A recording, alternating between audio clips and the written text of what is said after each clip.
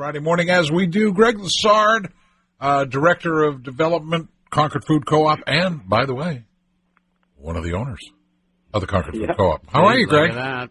Oh, splendid again. Splendid. Are we back in the... I'm not in the parking lot this morning of the co-op. No, I'm working from home today, so different view. Once this is over, assuming that animal exists, that it will be over in some form, will you go back into the store, 5 days, 6 days a week, or are you going to still do remote work? No, in the store. Definitely. I definitely need to be there. All the activity there is right there, and all the marketing and the requests and everything else. So, gotcha. I pretty much need to be there. So this is kind of a little annoying for you, or you have to work a little harder to work at home? Yeah, I've been taking actually a lot of my vacation time. Just a lot of the things that I do, like everybody else, has just come to a screeching halt. So it's a mix right now of working at the co-op and using vacation time. And I'm assuming that, as you've told us the past couple of weeks, people really are starting to, if they have not sought out the co-op before, they're definitely doing it now. Oh yeah. The store is very, very busy. It's actually, we're a fortunate business that it's an essential service, and people obviously need to eat, and so the co-op's in a different position than most. So the co-op is very busy. The curbside pickup again just continues to do very, very well. New individuals, and so I think in the long run too, a lot of individuals with the curbside pickup being a fairly unique offering for a grocery store, that they will continue to hopefully be co-op customers, co-op owners after this has passed. And to your point, when does this pass? And that's today's show was supposed to be all about the Concord Coalition to End Homelessness's talent show. Yeah. And we're currently doing the auditions, and so that's all up in the air, but that's the segue into the show. So I'll kick it off that way. There you go. And well, no, keep going. You're on a roll. Who is with us today? Today we have Leslie. She is the COO of the Concord Coalition to End Homelessness, and of course, Leslie has been on the show many times in the past. She had formerly worked at the Concord Food Co-op. Yep. And we have the executive director, Ellen Groh. And what I've asked them to come talk about today is, of course, the COVID-19 has affected so many in so many different ways.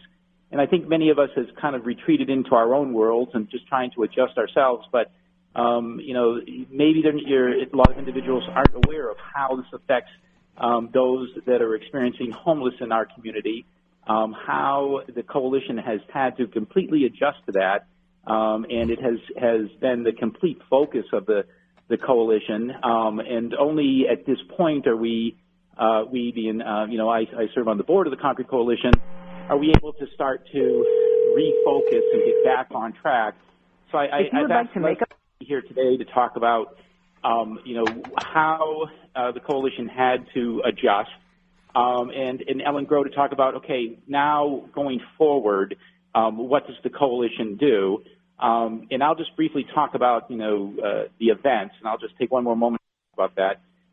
It was the elimination rounds for the talent show, and the elimination rounds were supposed to be held in June for the talent show in October.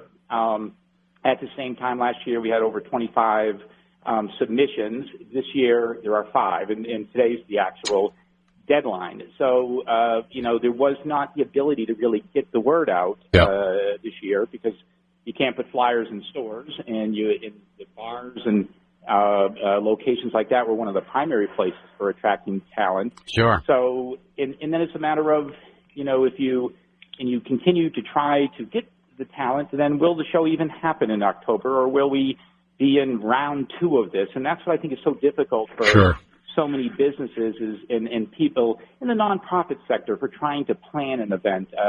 Can you plan it? What will it be like in October? So that's really, really tough. And we were going to have a barbecue, a bluegrass barbecue in July, and I can't see how that can happen. And then I don't know if postponing it and continuing to work toward that is just a waste of time. And so this is, from a fundraising perspective, big impact on the nonprofit sector that the events that they plan on for fundraising have gone away. And you're now, a lot of individuals are worried about their own income, of course. Businesses are worried about their own income. So the support base that was out there has really, they're just in a totally different place. So, it's tough on the nonprofit sector, and I just nonprofits are getting creamed right now. I mean, and I don't care what it is, children, communities, whatever the cause is, people out of work, and it's not a reflection on the charity because people believe in it, but because their jobs are either gone or in question, and their routines are up in the air. People don't have a chance to look outside, their four walls at this point.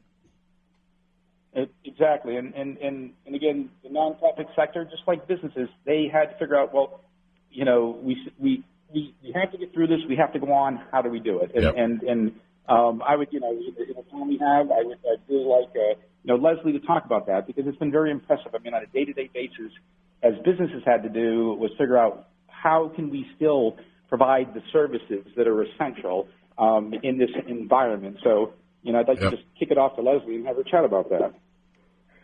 Hi. Hey, Leslie. How are you? Hi.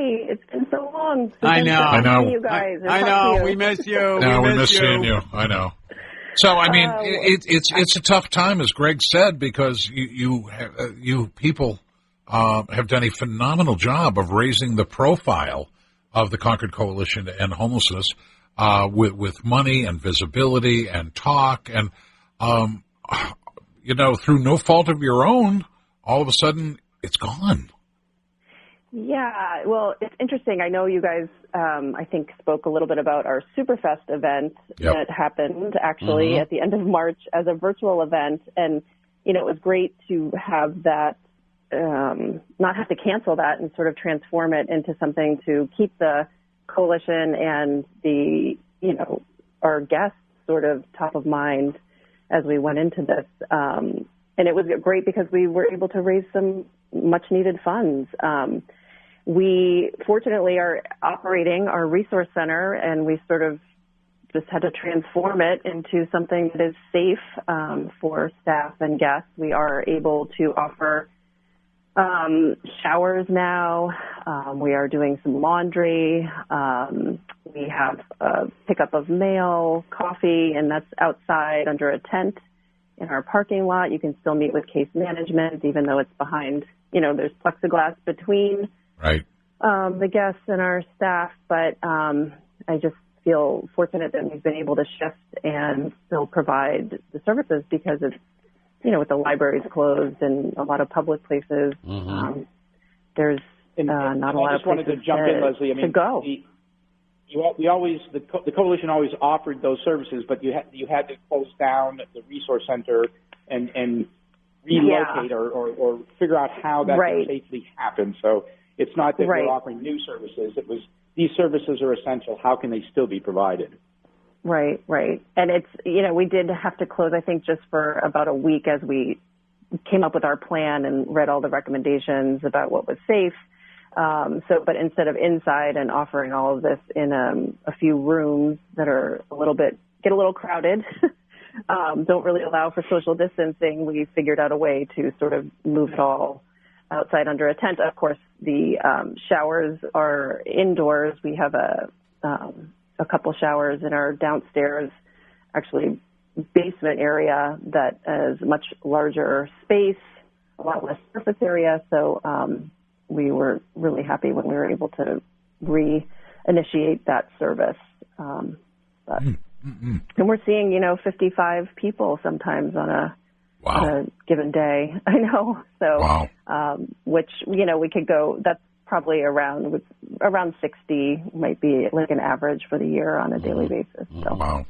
And now saving the best for last. Hi, Ellen. Hi, how are you? We didn't want you to think we forgot about you. How sweet to call me the best for last. There we go. It's got to be, not only is the homeless issue, frustrating, but now you've got this on top of it, so yet another challenge. Yes, it is another challenge, but I always try to see silver linings, and I feel like this is making a lot of people aware of something that's been going on forever, or not forever, but for a long time, that there isn't enough affordable housing.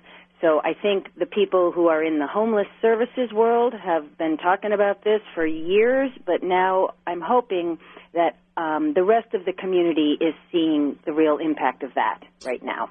Oh, I hear you, and actually, it's been one of the things I've been screaming about for years to the politicians that come through the show. I understand you want to attract people to New Hampshire, but we don't have affordable housing. So, okay, they're going to come here and bring their skill set, or they're going to stay in New Hampshire after they've graduated. Where are they going to live besides their parents' basement? We need affordable housing, and if rent is $1,500 or $1,200, $1,500, $2,000 a month, whatever. Okay, there's 50-60% of their income. They're not going to make a go of it. Right. Exactly. No. And I think this whole pandemic has revealed just how thin people's safety net was. People who were, managing to stay in their home and have a full-time job, but just barely making ends meet, and now they're being pushed over the edge because they had no savings, they had no personal safety net. So I think affordable housing is at part of the heart of that whole issue, that if you don't have an affordable place to live, everything else falls apart. Oh, you're right. But unfortunately, the solution to that isn't going to happen overnight. So now, is this pandemic going to add to the number of people who are going to avail themselves of your services because, as you said, they've been pushed over the edge? Right. Well, there's a big concern about that. Right now there is a moratorium on evictions. There's a couple different moratoriums. One's a federal one based on any housing that receives federal assistance, and then there's a statewide one that you can't evict just for non-payment, solely for non-payment of rent. But those aren't going to last forever, so I know that the city welfare is, bracing for people who come in and say, now I can't pay my rent, now I'm being evicted. So yes, it is a concern, and our big goal is to try to keep people in their housing, not have new people join the arena of homelessness. And there's a lot of funding that's going to be coming through the federal government. I'm hoping some has already been committed, and I'm hoping more will be committed for rental assistance to help people get over that hump as we reopen the economy and they get their income flowing again, that they can stay in their home and that landlords can get rent payments because they need money, too, to pay their mortgage, that we can get through that without having many more people join the ranks of people who are homeless. Well, but like any good organization, I'm assuming that you're sitting around the table, you and the board, and you come up with oh my God, this is probably never going to happen, but what would happen if our numbers doubled next week? And you got to make a plan for it, right? Yeah, I mean, there's a limited, we can't pull apartments out of our back pocket or rental assistance out of our back pocket. So we're looking at it. I'm looking ahead to next winter, believe it or not, and our 40-bed shelter that was built with efficiency in mind and not social distancing. Mm-hmm. So really trying to think through what can that look like next winter, assuming that we're still having a lot of active COVID spreading around, which I think we can probably assume that's going to be the case. Mm-hmm. Do we need to find, just for one winter, a larger facility where people can spread out? Do we, run two shelters so that they can each have a smaller number of people in them? And what's that going to cost? And where's that money going to come from? So those are the things I'm thinking about, on top of just how can we accelerate affordable housing? How can we use this moment to get people on board with the idea of, yes, we need more affordable housing here in Concord? Well, come on, Ellen. Get your board working. Make those people work. Ellen, can you talk about that a little bit more? What does it take to build affordable housing? From developers, developers are basically saying we can't build affordable housing. The price of the land, the price of the materials, the labor, et cetera, it can't happen. So, if the private sector can't build affordable housing, how does it get built? Well, I think it takes partnerships. If you're paying for everything at cost, you have to charge a rent that's unaffordable to most people, just because things cost a lot. Mm-hmm. But if there is, for instance, publicly owned land, like city-owned or state-owned, county-owned land that can be donated as a site, that takes that covers a lot of the cost. And finding developers who are willing to partner with nonprofits such as ours, that you can apply for public funds that are interest-free or even payments completely forgiven, sort of like a grant, as long as you keep it as affordable housing. That's what enables you to bring the price down to something that the average working person can afford. So yes, donated land and developers who are willing to partner with nonprofits to enter that very complicated world of federal funding. I will say it's a lot of hoops you have to jump through to get that money, but it's worth it in the end. In the end, you end up with a community where all incomes have a place that they can live affordably. Do those chunks of land exist? State-owned land, county-owned land, town-owned land? We were just turning our attention to dig into that when COVID opened up.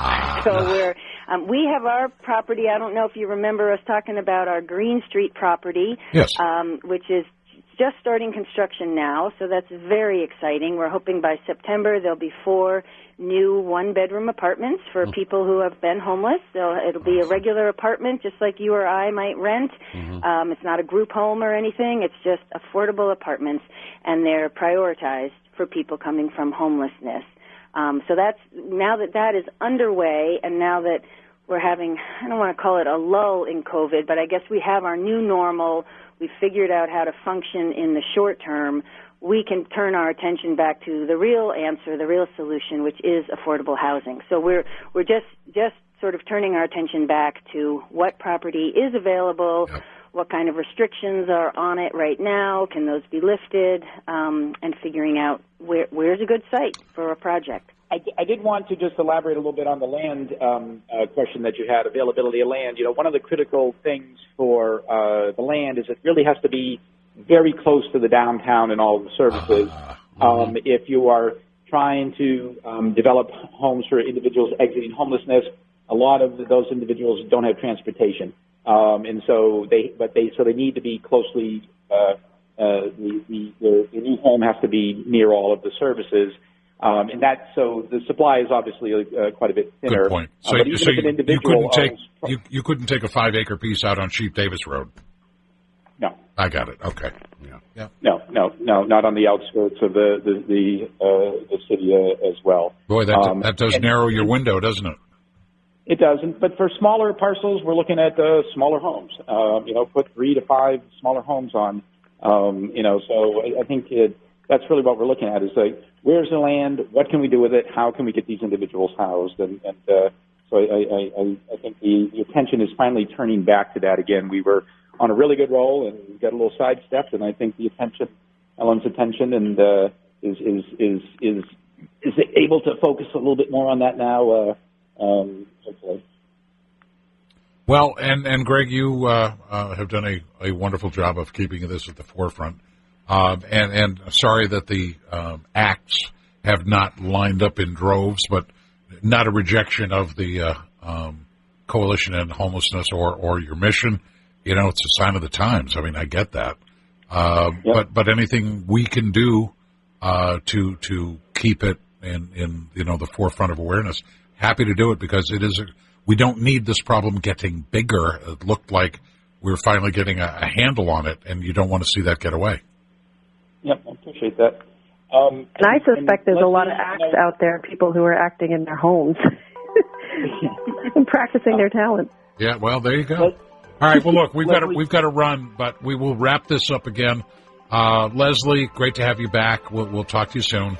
Ellen, thank you. We'll do what we can to help you. And Greg, as always, it's a blast, and we'll get together next Friday. Thank you for having us. Thank you. Thank you. You're so welcome. Thank you. Stay safe. If you're in the mood for real food, it's Concord Food Co-op.